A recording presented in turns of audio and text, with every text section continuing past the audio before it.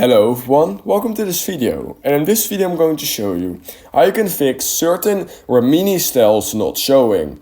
So when you want to get a certain style over for your AI on Remini, but it's just not showing, but for example you're using a second phone and there it is showing, then here's how you can fix this, because it's just basically something wrong within the Remini app, which you can really easily fix. I'm going to show you guys two actual ways to do this.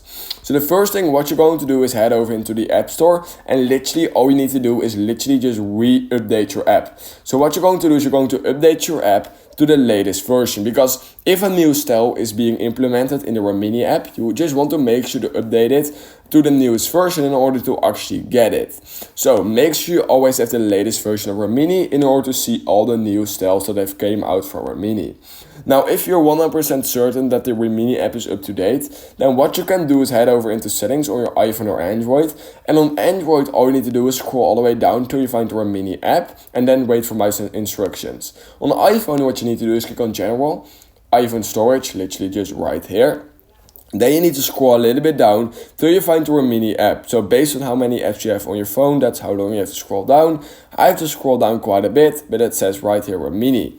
Once you've done that, on Android, all you need to do is click on Clear Cache, and it will basically clear the cache of your Remini app, and this will most likely bring back or give you just new styles that were previously not there on the Remini app, so I'd recommend doing that.